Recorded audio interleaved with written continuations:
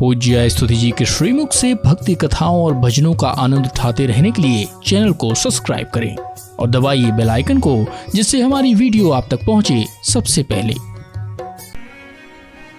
मंदिर के एक पुजारी बिहारी जी की सेवा करते हैं, रोज उनका श्रृंगार करते हैं, सुंदर प्रसादी पवाते हैं। रात्रि में जब बिहारी जी को शयन कराते हैं ना, तो उनके मन में भाव आता है कि कहीं अर्धरात्रि में, कहीं मध्य रात्रि में मेरे बिहारी जी को भूख लगे, तो उस समय तो ये मंदिर प्रांगण में कोई नहीं होता है।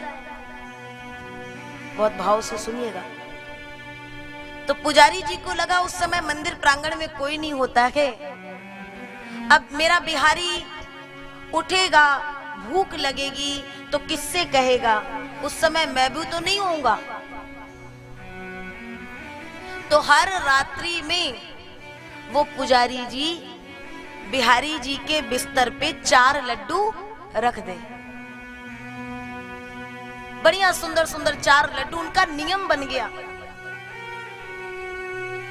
बरसों का नियम है कि 4 लड्डू रखते और जब प्रातः वो जाते और बिहारी जी के पट को खोलते तो बिस्तर पे वो प्रसाद बिखरा हुआ मिलता। मतलब बिहारी जी ने वो लड्डू पाए हैं, वो प्रसादी पाई है। और जब वर्षों से भोग लगा रहे हैं महाराज, और ऐसी स्थिति दिखी तो पुजारी जी ने अपना नियम बना लिया कि मेरा बिहारी भूखा नहीं रहना चाहिए। लेकिन एक दिन घटना घट गई कि शयन करा दिए, मंदिर के पट बंद कर दिए, सब कर दिए, स्वयं चले गए, लेकिन वो 4 लड्डू रखना भूल गए। कभी आप जाइए ब्रज की धरा पर, और सच कहती हूँ बिहारी जी के मंदिर में जाना, जिस दिन इस भाव से पहुंचोगे कि बिहारी मेरा है, तो आपके नेत्रों के आंसू रुक नहीं पाएंगे। आधी रात में लगभग 1-2 बजे का समय था। पुजारी जी जिस दुकान से लड्डू लाते थे, उस दुकान में जो बाबा जी है ना, वो अपनी दुकान को बढ़ा करके जाने वाले थे। उतने में ही एक छोटा सा बालक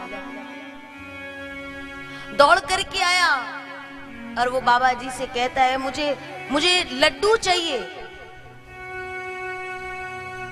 बाबा जी ने कहा, दुकान में बढ़ाने जा रहा हूं, अब कोई भी मिष्ठान नहीं है, लौट जाओ तुम, कुछ नहीं है। बोले है, 4 लड्डू हैं। बाबा जी ने कहा, कैसी बात कर रहा है लाला, मैं सच कह रहा हूं, कोई लड्डू नहीं है। दुकान बढ़ाने का आधी रात हो गई है, बहुत देर पहले मैं दुकान बढ़ा देता हूँ, आज बड़ा समय हो गया है। बालक ने कहा, बाबा एक बार जाओ तो तुम्हारी दुकान में भीतर, वहां देखो 4 लड्डू रखे हैं। बाबा जी भीतर गए, सच में 4 लड्डू भीतर रखे थे। चौंक गए, अचंभा हो गया, और 4 लड्डू उस बालक को लाकर के देने लगे। फिर बोले, लड्डू तो ले रहा है, पैसा कहाँ है? सुनिएगा, लड्डू तो मैं दे दूंगा तुझे, ये लड्डुओं का पैसा कहाँ है? अब बालक ने कहा, पैसे तो मेरे पास नहीं है, पैसे मेरे पास नहीं है, तो बिना पैसे के लड्डू नहीं दूंगा। तो उस बालक ने एक सोने का सुंदर कड़ा पहन रखा था, एक हाथ से वो कड़ा निकाला और बाबा जी को देने लगा। बाबा ने कहा, लाला तेरे पास पैसे नहीं है, कोई बात नहीं, तू कल अपने पिता को भेज देना, तू लड्डू ले जा और पिताजी को भेज देना, कल वो पैसे दे जाएंगे। बाबा वो सोने का कड़ा नहीं ले रहे हैं, वो बालक ने उनकी दुकान में कड़े को फेंक दिया और बालक वहां से भाग गया। महाराज, प्रातः काल जब पुजारी जी मंदिर के भीतर पहुंचे और समस्त सेवा इत्यादि किए, तो देखते क्या है कि बिहारी जी के एक हाथ का कड़ा गायब है। अब तो चारों ओर हल्ला मच गया, चारों ओर सब इधर उधर देखने लगे कि कोई चोर आया क्या, और अगर कोई चोर आया था तो उसने बिहारी जी के एक हाथ का कड़ा ही क्यों चुराया। उतने में ही वो बाबा जी आ गए बिहारी जी का दर्शन करने, और उन्होंने जैसे ये बात सुनी तो उनको रात की बात याद आई। और वो जो लड्डू अपने हाथ से दिए थे, वो बाबा जी रो पड़े। दौड़ करके अपनी दुकान पे गए और वो जो बालक ने कड़ा फेंका था ना, वो लेकर के आए और पुजारी जी को बोले, देखो ना, यही कड़ा है क्या बिहारी जी का। मंदिर प्रांगण में जितने भक्त थे प्यारे, सब भाव विभोर होकर के रुदन करने लगे। आज ये प्रेमाश्रु ऐसे बहे कि मेरा गोविंद 4 लड्डुओं के बिना अब नहीं रह पाएगा। पुजारी जी भूल गए, लेकिन गोविंद नहीं भूला, और छोटे बालक के रूप में जाकर के आधी रात में वो लड्डू लेकर के आता है, बड़े प्रेम से पाता है। यह कथा हमारे आपके जीवन में भी कभी ऐसे वो भाव हो कि कभी बिहारी ऐसे ही किसी बालक के रूप में हमारे आपके लिए भी आ जाए, लेकिन आएगा तभी जब कोई वैसे ही जीवन पर्यंत उस पुजारी की तरह भोग लगाएगा। हाँ, सालों बीतने के बाद, वर्षों बीतने के बाद फिर कभी यदि कोई भूल जाता है तो उसके लिए मेरा गोपाल स्वयं चल करके आता है।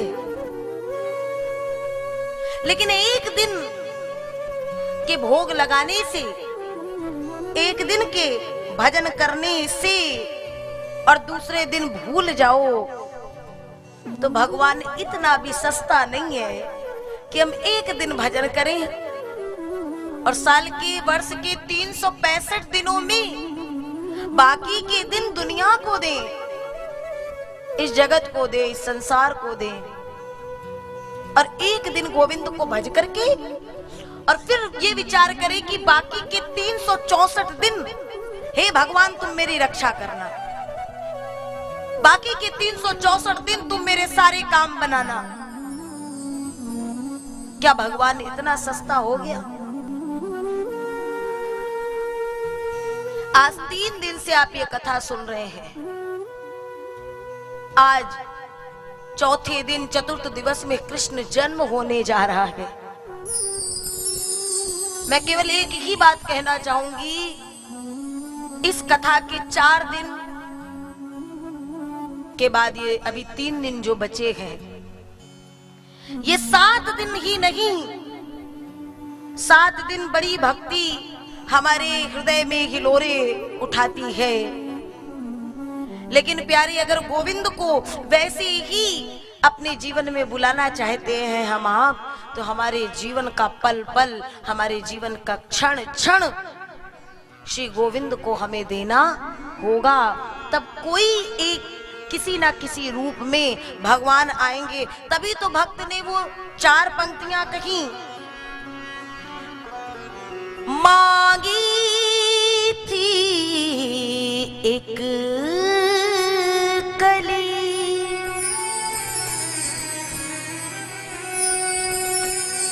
गोविंद, मैंने तो मांगी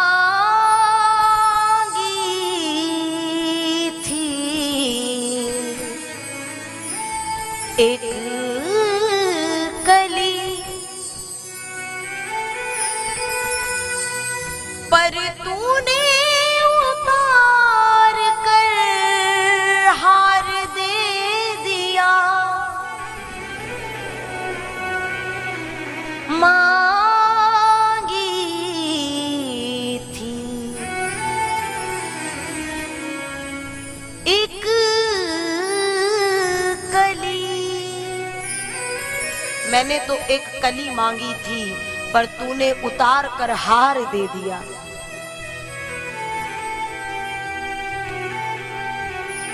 चाही थी एक धुन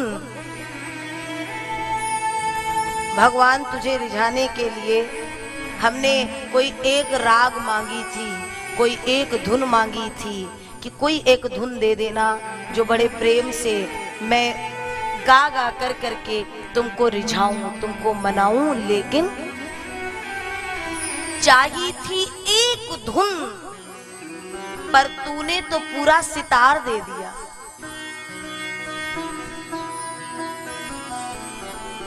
झोली बहुत ही छोटी थी मेरी कृष्णा, उधर हार दिया फिर सितार दिया।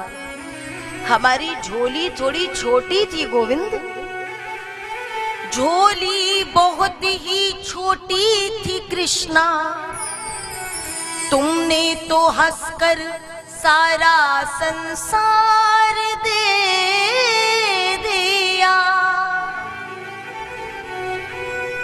तुमने तो हंसकर सारा संसार दे दिया।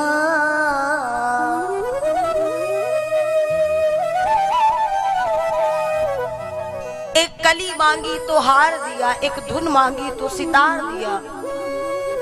मेरी झोली उतनी बड़ी नहीं थी जितना तुमने दे दिया है, बहुत कुछ दिया है गोविंद ने। मानव तन और मानव तन के पश्चात अपना भजन कैसे भी किसी भी भाव से हम घूम घूम के बार बार भगवत भजन की ओर आते हैं। ये भगवान की विशेष कृपा है। इस धरती पर न जाने कितने मनुष्य हैं जिन्होंने एक भी बार जीवन में कभी कथाओं की ओर, कभी भजनों की ओर जिनका मन मुड़ा तक नहीं है।